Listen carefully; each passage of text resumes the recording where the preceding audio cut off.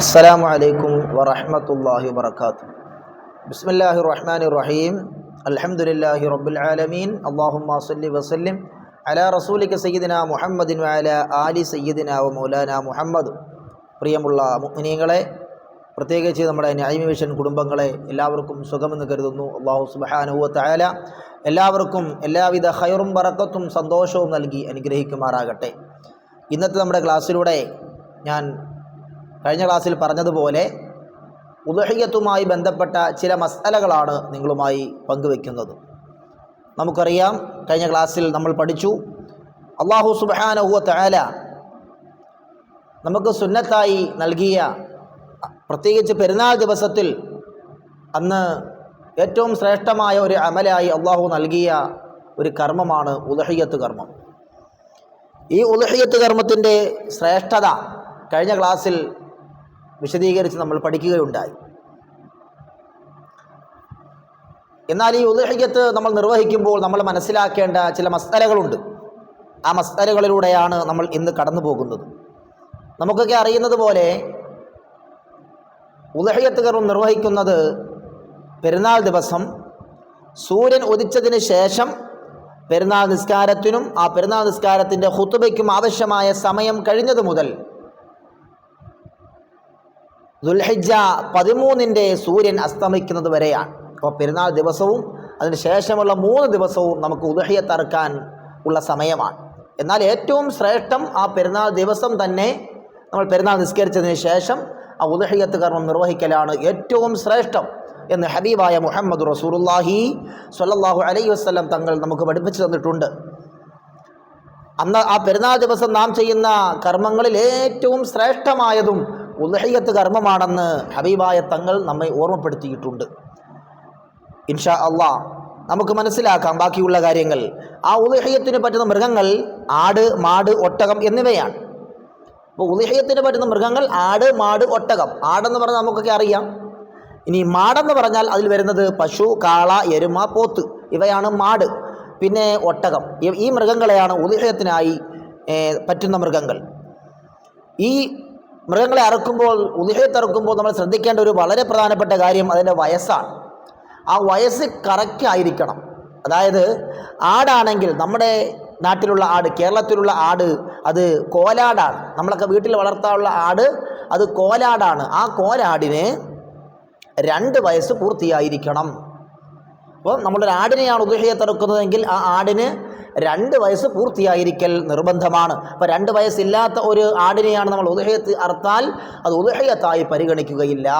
നമ്മൾ അങ്ങനെ 1.5 വയസ്സുള്ള ഒരു ആടിനെ അറുത്തിട്ട് അതിന് ഇറച്ചി പാവപ്പെട്ടവർക്കെല്ലാം കൊണ്ടുപോയി കൊടുത്താൽ ഇറച്ചി സ്വതക കൊടുത്തതിൻ്റെ കൂലി കിട്ടും, ഉദ്ഹിയ്യത്തിൻ്റെ കൂലി കിട്ടുകയില്ല എന്ന് മഹാന്മാർ നമ്മെ പഠിപ്പിക്കുകയാണ്. ഇനി ഗൾഫിലൊക്കെ ഉള്ള ആട് നെയ്യാടാണ്. ആ ആടാണെങ്കിൽ, നെയ്യാടാണെങ്കിൽ 1 വയസ്സ് മതി, ആടിന് 1 വയസ്സ് മതി. അപ്പോൾ നമ്മുടെ നാട്ടിൽ, നമ്മൾ വീട്ടിലൊക്കെ വളർത്താറുള്ള ആട് അത് കോലാടാണ്. 2 വയസ്സ് അതിന് പൂർത്തിയായിരിക്കണം. അപ്പോൾ 2 വയസ്സിനേക്കാൾ കൂടിയാൽ കുഴപ്പമില്ല, 2 വയസ്സിനേക്കാൾ കുറയാൻ പാടില്ല. കുറഞ്ഞാൽ ഉദ്ഹിയ്യത്തായി പരിഗണിക്കുകയില്ല. ഇനി മാടെന്ന് പറയുമ്പോൾ പശു, കാള, എരുമ, പോത്ത്, ഇതാണ് മാട്. ഇവകളെയാണ് നമ്മൾ ഉദ്ഹിയ്യത്ത് അറുക്കുന്നതെങ്കിൽ അവകൾക്കും 2 വയസ്സ് പൂർത്തിയായിരിക്കണം, അത് നിർബന്ധമാണ്. ഒരാടിനെ ഒരാൾ ഉദ്ഹിയ്യത്ത് അറുക്കുമ്പോൾ ഒരാടിനകത്ത് ഒരാൾക്ക് മാത്രമേ പങ്കുചേരാൻ പറ്റുകയുള്ളൂ. അപ്പോൾ ഞാനൊരു ആടിനെ ഉദ്ഹിയ്യത്ത് അറുത്താൽ എൻ്റെ ഉദ്ഹിയ്യത്തായി ഒരാടിനെ അറുക്കാം. ഇനി ഒരു എരുമയോ ഒരു പോത്തോ, 2 വയസ്സുള്ള എരുമയോ പോത്തോ ആണ് നമ്മൾ വാങ്ങി ഉദ്ഹിയ്യത്ത് അറുക്കുന്നതെങ്കിൽ അതിൽ 7 പേർക്ക് വരെ പങ്കുചേരാവുന്നതാണ്. ഇൻഷാ അല്ലാഹ് അതിനെക്കുറിച്ച് ഞാൻ ശേഷം പറയാം. അപ്പോൾ നമ്മൾ പറഞ്ഞു വന്നത്, ആടാണെങ്കിലും മാടാണെങ്കിലും 2 വയസ്സ് പൂർത്തിയായിരിക്കണം. പിന്നെ ഒട്ടകം നമ്മുടെ നാട്ടിൽ സാധാരണ നമ്മൾ ഉദ്ഹിയ്യത്ത് അറുക്കാറില്ല. ഒട്ടകം നമ്മുടെ നാട്ടിലുണ്ട്, പല വിനോദങ്ങൾക്കൊക്കെ ഉപയോഗിക്കുന്നുണ്ട് ഒട്ടകത്തിനെ. പക്ഷേ ഉദ്ഹിയ്യത്തിന് ആരും ഉപയോഗിക്കാറില്ല എന്നാണ് ഞാൻ മനസ്സിലാക്കുന്നത്. ഏതായാലും ഉണ്ടായാലും ഇല്ലെങ്കിലും ഒട്ടകത്തിന് 5 വയസ്സ് ഉണ്ടായിരിക്കണം. അപ്പം ഒട്ടകത്തിന് ഉദ്ഹിയ്യത്ത് അറുക്കുകയാണെങ്കിൽ അതിന് 5 വയസ്സുള്ള ഒട്ടകത്തിനെയാണ് ഉദ്ഹിയ്യത്ത് അറുക്കേണ്ടത്. അവിടെ നമ്മൾ മറ്റൊരു കാര്യം ശ്രദ്ധിക്കാനുള്ളത്, ഈ മൃഗങ്ങൾക്കൊന്നും, ആടായാലും മാടായാലും ഒട്ടകമായാലും, ഇവകൾക്കൊന്നും ഒരു ന്യൂനതയും ഉണ്ടാകാൻ പാടില്ല. അപ്പം ന്യൂനതയുള്ള മൃഗങ്ങൾ വേണമെങ്കിൽ വില കുറച്ച് കിട്ടും, പക്ഷെ നമ്മൾ വാങ്ങി ഉദ്ഹിയത്ത് അറുത്താൽ ഉദ്ഹിയത്തായി പരിഗണിക്കുകയില്ല. മഹാന്മാർ ഫിഖ്ഹിൻ്റെ ഗ്രന്ഥങ്ങളിൽ ഫുഖഹാക്കൾ വളരെ വ്യക്തമായി എല്ലാം രേഖപ്പെടുത്തി വച്ചിരിക്കുകയാണ്. നോക്കൂ, ന്യൂനതയുണ്ടാകാൻ പാടില്ല. അപ്പോൾ നമ്മൾ ഒറ്റയായി ഉദ്ഹിയത്ത് അറുക്കുമ്പോഴും സംഘടിതമായി ഉദ്ഹിയത്ത് അറുക്കുമ്പോഴും ഈ മസ്അലകളൊക്കെ നമ്മൾ അറിഞ്ഞിരിക്കണം, ഈ നിയമവശങ്ങളൊക്കെ നമ്മൾ അറിഞ്ഞിരിക്കേണ്ടതുണ്ട്. നോക്കൂ, മഹാന്മാർ പഠിപ്പിക്കുന്നു, നമ്മൾ ഉദ്ഹിയത്ത് അറുക്കുന്ന മൃഗം അത് ആടായാലും മാടായാലും ഒട്ടകമായാലും അതിന് അന്ധതയുണ്ടാകാൻ പാടില്ല. അപ്പോൾ കാഴ്ചയില്ലാത്ത ഒരു മൃഗത്തിനെ കൊണ്ടുവന്ന് ഉദ്ഹിയത്ത് അറുത്താൽ മൃഗത്തെ നോക്കുമ്പോൾ ആരോഗ്യ ദൃഢഗാത്രനാണ്.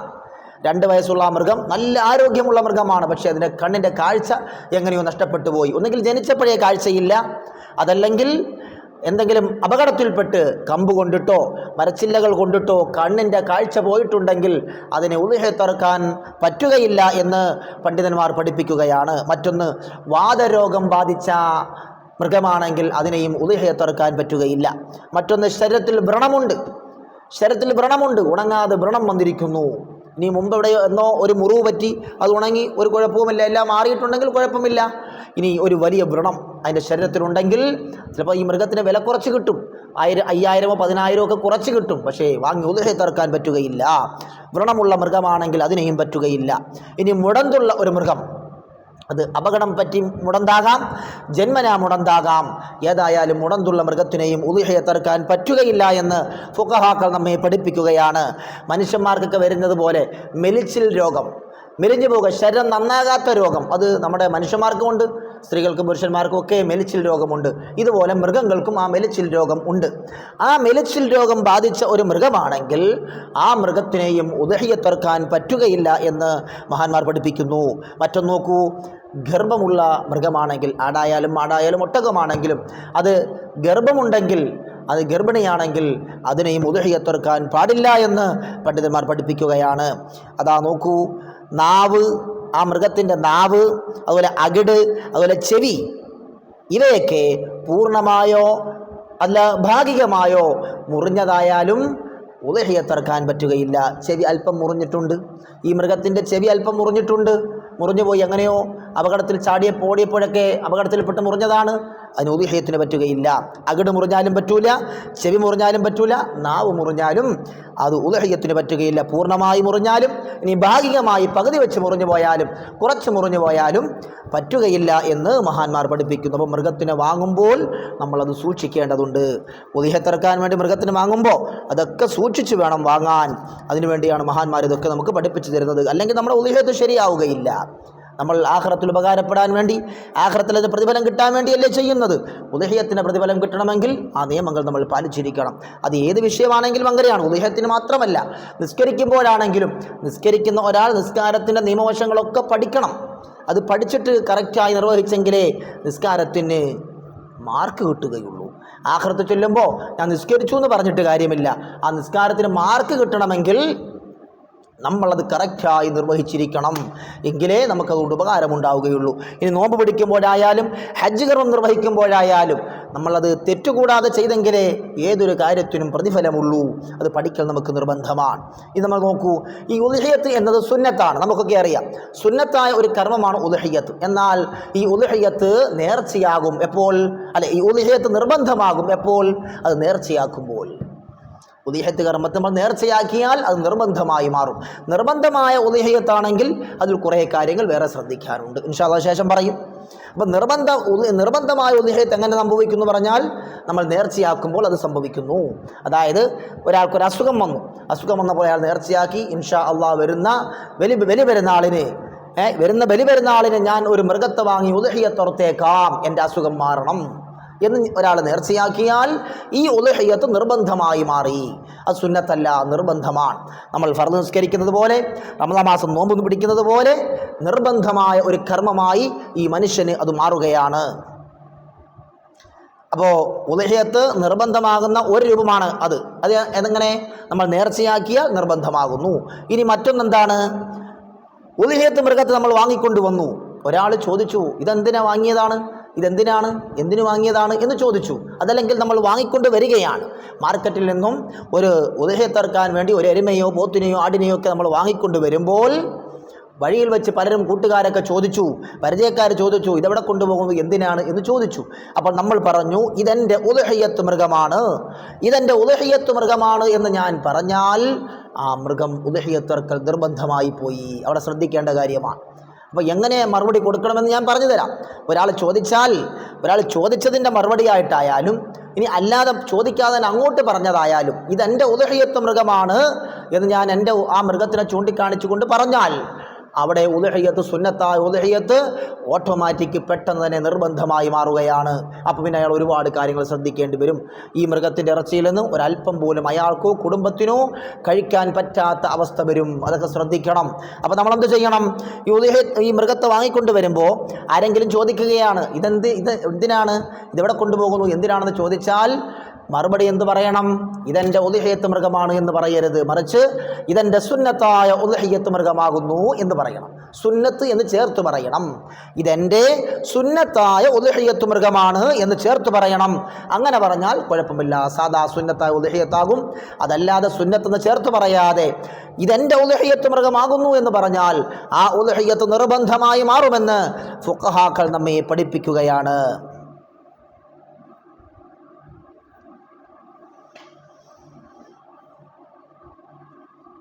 അപ്പോൾ ഇനി അടുത്ത മസ്അല.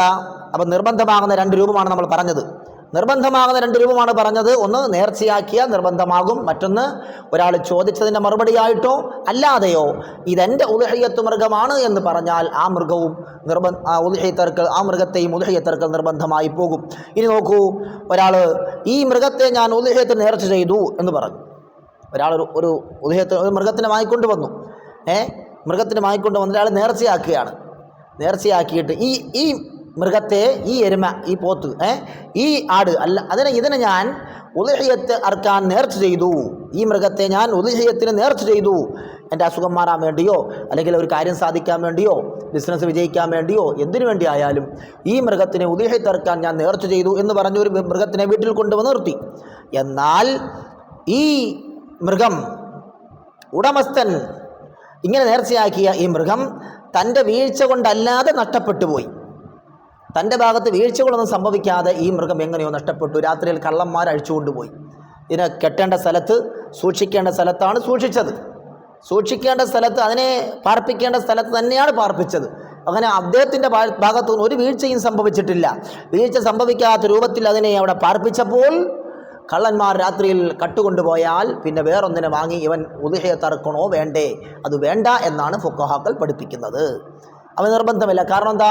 അവൻ്റെ ഭാഗത്തൊരു വീഴ്ചയും സംഭവിച്ചിട്ടില്ല. അവൻ നേർച്ചയാക്കിയ മൃഗമാണ്. ഈ മൃഗം എന്ന് പറഞ്ഞ് നേർച്ചയാക്കുമ്പോഴാണ്. പക്ഷേ വേറെ രൂപത്തിൽ നേർച്ചയാക്കിയാലോ, എൻ്റെ അസുഖം മാറാൻ വേണ്ടി ഞാൻ ഒരു മൃഗത്തെ ഉദ്ഹിയ്യത്ത് അറുത്തേക്കാം എന്ന് നേരത്തെ നേർച്ചയാക്കി. മൃഗത്തെ വാങ്ങിയിട്ടല്ല നേർച്ചയാക്കിയത്, മനസ്സിലാക്കണം.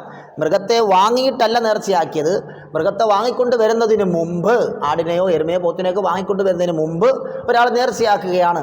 ഞാൻ ഒരു മൃഗത്തെ, അവിടെ ശ്രദ്ധിക്കേണ്ടത്, ഒരു മൃഗത്തെ, ഒരാടിനെ അല്ലെങ്കിൽ ഒരു എരുമയോ ഒരു പോത്തിനെ വാങ്ങി ഞാൻ ഉദ്ഹിയ്യത്ത് അറുത്തേക്കാം, എൻ്റെ ഇന്ന കാര്യം സാധിക്കണം, എൻ്റെ ഇന്ന രോഗം മാറണം, ഒരു മൃഗത്തെ വാങ്ങി ഞാൻ ഉദ്ഹിയ്യത്ത് അറുത്തേക്കാം എന്ന് നേർച്ചയാക്കിയാൽ, അങ്ങനെ അയാൾ ഒരു മൃഗത്തെ വാങ്ങിക്കൊണ്ട് വന്നു, വീട്ടിൽ പാർപ്പിച്ചു, രാത്രിയിൽ കള്ളന്മാർ അഴിച്ചു കൊണ്ടുപോയി. എന്നാൽ അയാൾ വീണ്ടും വേറൊരു മൃഗത്തെ വാങ്ങി ഉദ്ഹിയ്യത്ത് അറുക്കൽ നിർബന്ധമാണ്. കാരണം എന്താ?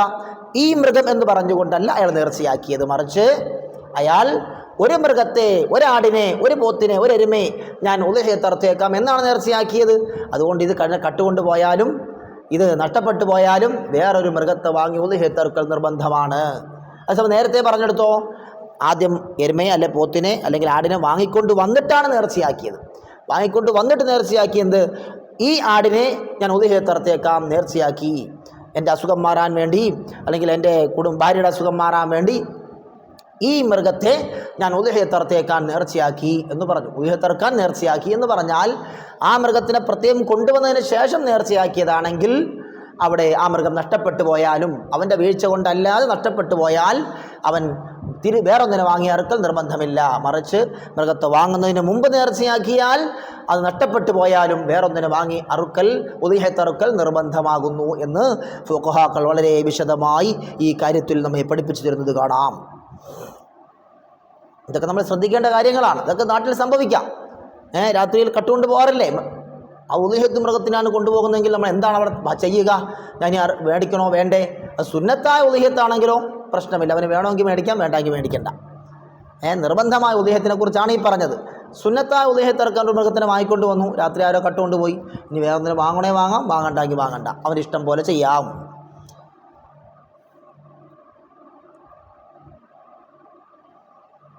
മറ്റൊന്ന് നമ്മൾ മനസ്സിലാക്കേണ്ടത്, 7 പേർക്ക് പങ്കുചേരാൻ പറ്റുന്നത് മാടിലും ഒട്ടകത്തിലുമാണ്.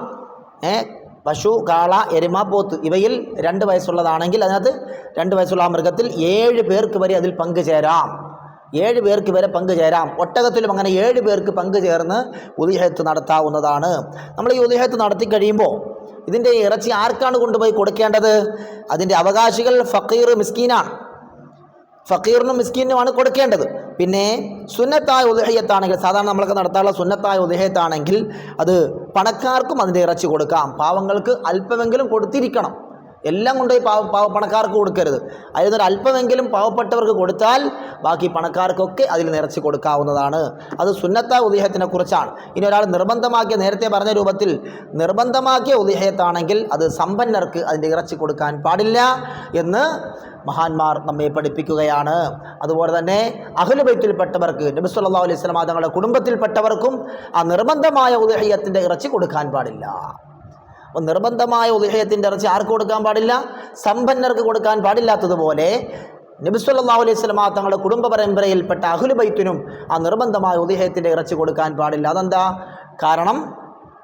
അവർക്ക് സക്കാത്തിൻ്റെ പൈസ കൊടുക്കാൻ പാടില്ല എന്ന് പറഞ്ഞതുപോലെ അവർക്ക് സക്കാത്തിൻ്റെ പൈസയും കൊടുക്കാം. അവർ പവർ കൂടിയവരാണ്. ചിലപ്പോൾ നമ്മൾ നോക്കുമ്പോൾ പാവപ്പെട്ടവരായിരിക്കും, നമ്മൾ വേറെ പൈസ അവർക്ക് കൊണ്ടുപോയി കൊടുക്കണം, വേറെ ഇറച്ചി വാങ്ങി കൊടുക്കണം. അപ്പോൾ നിർബന്ധമായ ഉളിഹത്തും അതുപോലെ നിർബന്ധമായ സക്കാത്തിൻ്റെ പൈസയൊക്കെ നബി സല്ലല്ലാഹു അലൈഹി വസല്ലം തങ്ങളുടെ കുടുംബത്തിൽപ്പെട്ടവർക്ക് കൊടുക്കാൻ പാടില്ല. കാരണം അവർ ആ സക്കാത്ത് വാങ്ങേണ്ടവരല്ല. സക്കാത്ത് എന്ന് പറയുമ്പോൾ സമ്പന്നരുടെ സമ്പത്തിൻ്റെ അവശിഷ്ടമാണല്ലോ, വേസ്റ്റാണല്ലോ. അവർ കൊടുക്കൽ, പാവങ്ങൾക്ക് കൊടുക്കൽ നിർബന്ധ ആണല്ലോ, പാവങ്ങൾക്ക് കൊടുക്കൽ നിർബന്ധമായ വിഹിതമാണത്. ആ വെറും പാവങ്ങൾ എന്നതിൽ നബി സല്ലല്ലാഹു അലൈഹി വസല്ലം നമ്മുടെ കുടുംബത്തെപ്പെടുത്താൻ പാടില്ല. അവർ പവറുള്ളവരാണ്. ചിലപ്പോൾ സാമ്പത്തികമായിട്ട് താഴെയാണെങ്കിലും അവർ വലിയ ആഖിറത്തിൽ വലിയ സമ്പന്നരാണ്. അവർ വലിയ വിവിഐപികളാണ്. അല്ലാഹു സുബ്ഹാനഹു വ തആല അഹ്ലു ബൈത്തിന്റെ ബറക്കത്ത് കൊണ്ട് നമ്മെ എല്ലാവരും രക്ഷപ്പെടുത്തുമാറാകട്ടെ. അപ്പോൾ നാം പറഞ്ഞു വന്നത്, നിർബന്ധമായ ഉളിഹത്തിൻ്റെ ഇറച്ചി സമ്പന്നർക്ക് കൊടുക്കാൻ പാടില്ല, നബി സല്ലല്ലാഹു അലൈഹി വസല്ലം നമ്മുടെ കുടുംബത്തിൽപ്പെട്ടവർക്കും കൊടുക്കാൻ പാടില്ല. അപ്പോൾ അവർക്ക് നമ്മൾ എന്ത് ചെയ്യണം? നമ്മൾ വേറെ ഇറച്ചി വാങ്ങിക്കൊണ്ടുപോയി കൊടുക്കണം. അല്ല, സുന്നത്തായ ഉളിഹത്തിൻ്റെ ഇറച്ചി അവർക്ക് കൊടുക്കാം. സുന്നത്തായ ഉളിഹത്തിൻ്റെ ഇറച്ചി സമ്പന്നർക്കും കൊടുക്കാം, നബി സല്ലല്ലാഹു അലൈഹി വസല്ലം നമ്മുടെ കുടുംബത്തിൽപ്പെട്ടവർക്കും ഒക്കെ കൊടുക്കാവുന്നതാണ്. അതുപോലെ തന്നെ നിർബന്ധമായ ഉളിഹത്തിൽ നമ്മൾ ശ്രദ്ധിക്കേണ്ട മറ്റൊരു കാര്യം, ആ ഇറച്ചി മുഴുവനും വിതരണം ചെയ്തിരിക്കണം. ആ വീട്ടുകാർ അറുക്കുന്നവനോ കുടുംബത്തിനോ ആർക്കും എടുക്കാൻ പാടില്ല, മുഴുവനും വിതരണം ചെയ്തിരിക്കണം. അതുപോലെ നേർച്ചയാക്കിയവനും കുടുംബവും കഴിക്കാൻ പാടില്ല. അതിൻ്റെ അവകാശികൾക്ക് മാത്രമേ കൊടുക്കാൻ പാടുള്ളൂ. ഫക്കീർ, മിസ്കീൻ പോലുള്ള അതിൻ്റെ പാവപ്പെട്ടവർക്ക് മാത്രമേ അത് കൊടുക്കാനും പാടുള്ളൂ. അതുപോലെ തന്നെ സ്വന്തം നാട്ടിൽ തന്നെ വിതരണം ചെയ്യുകയും വേണം. നിർബന്ധമായ ഉളിഹത്താണെങ്കിൽ സ്വന്തം നാട്ടിൽ തന്നെ അത് വിതരണം ചെയ്തിരിക്കണം, അടുത്ത നാട്ടിലേക്ക് കൊണ്ടുപോകാനും പാടില്ല. അതുപോലെ ഈ ഉളിഹത്തിൻ്റെ മൃഗം അത് സുന്നത്താണെങ്കിലും നിർബന്ധമായ ഉളിഹത്താണെങ്കിലും ശ്രദ്ധിക്കേണ്ട മറ്റൊന്ന്, അതിൻ്റെ തോലും കൊമ്പുമൊന്നും വിൽക്കാൻ പാടില്ല. ഈ മൃഗത്തിൻ്റെ തോല്, കൊമ്പ് ഇതൊന്നും വിൽക്കാൻ പാടില്ല. അതുപോലെ അറുക്കുന്നവന് കൂലിയായിട്ടും അത് കൊടുക്കാൻ പാടില്ല. ഇത് അറവ് നടത്തുന്നവന് ഫ്രീ ആയിട്ട് കൊടുക്കാം, അറുത്തതിൻ്റെ കൂലി വേറെ കൊടുക്കണം. ഇത് ഫ്രീ ആയിട്ട് വേണേൽ കൊടുക്കാം, പക്ഷേ അതിൻ്റെ അറുക്കുന്നതിൻ്റെ കൂലിയായിട്ട് കൊടുക്കാൻ പാടില്ല എന്ന് മഹാന്മാർ പഠിപ്പിക്കുന്നുണ്ട്. അതുപോലെ മറ്റൊന്ന് ശ്രദ്ധിക്കേണ്ടത്, ഈ ഉളിഹത്ത് അറുക്കാൻ ഉദ്ദേശിക്കുന്നവർ ദുൽഹിജ്ജ 1 മുതൽ ആ ഉളിഹത്ത് കർമ്മം നിർവഹിക്കുന്നത് വരെയും അവൻ്റെ നഖവും മുടിയുമൊക്കെ നീക്കാതിരിക്കലാണ് സുന്നത്ത്, നീക്കൽ കറാഹത്താണ്. അപ്പോൾ ദുൽഹിജ്ജ 1 മുതൽ ആ ഉളിഹത്ത് കർമ്മം നിർവഹിക്കുന്നത് വരെ നഖവും മുടിയുമൊക്കെ നീക്കൽ കറാഹത്താണ്, നല്ലതല്ല. അങ്ങനെ നീക്കാതിരിക്കലാണ് സുന്നത്ത് എന്ന് മഹാന്മാർ നമ്മെ പഠിപ്പിക്കുന്നു. ഹബീബായ റസൂലുള്ളാഹി സ്വല്ലല്ലാഹു അലൈഹി വസല്ലം തങ്ങൾ നമുക്ക് പഠിപ്പിച്ചു തരികയാണ്. ഇങ്ങനെ ഉളിഹത്തുമായി ബന്ധപ്പെട്ട് ഒരുപാട് മസ്അലകൾ പറയാനുണ്ട്. വളരെ അത്യാവശ്യമായ ചില മസ്അലകളാണ് ഞാൻ പറഞ്ഞത്. എല്ലാവരും അത് പഠിക്കുകയും മനസ്സിലാക്കുകയും മറ്റുള്ളവരിലേക്ക് പകർന്നു കൊടുക്കുകയും ചെയ്യണമെന്ന് ഓർമ്മപ്പെടുത്തുകയാണ്. നിങ്ങൾ എല്ലാവർക്കും ഇത് ഷെയർ ചെയ്ത് കൊടുക്കണം. അല്ലാഹു സുബ്ഹാനഹു വ തആല നിങ്ങൾക്കും അതിൻ്റെ പ്രതിഫലം നൽകും. ഇൽമ് മറ്റുള്ളവർക്ക് പറഞ്ഞു കൊടുത്തതിൻ്റെ പ്രതിഫലം നിങ്ങൾക്കും ലഭിക്കും. അള്ളാഹു സുബ്ഹാനഹു വ തആല നമ്മെ എല്ലാവരെയും ഇരു ലോകത്തും വിജയികളിൽ ഉൾപ്പെടുത്തി അനുഗ്രഹിക്കുമാറാകട്ടെ. ഒരുപാട് പേര് ദുആരക്കാൻ ഏൽപ്പിച്ചവരുണ്ട്. പല വിഷമങ്ങളും പ്രയാസങ്ങളും പറഞ്ഞുകൊണ്ട് ഒരുപാട് പേര് വിളിക്കുകയും മെസ്സേജ് അയക്കുകയും ചെയ്യാറുണ്ട്. അള്ളാഹു സുബ്ഹാനഹു വ തആല അവരുടെ എല്ലാവരുടെയും എല്ലാ വിഷമങ്ങളും പ്രയാസങ്ങളും ബുദ്ധിമുട്ടുകളും മഹാന്മാരായ ബദരീങ്ങളുടെ ബറക്കത്ത് കൊണ്ട് മാറ്റിക്കൊടുക്കുമാറാകട്ടെ. ആമീൻ ബിറഹ്മതിക യാ അർഹമർ റഹീമീൻ. അസ്സലാമു അലൈക്കും വറഹ്മത്തുള്ളാഹി വബറകാതുഹു.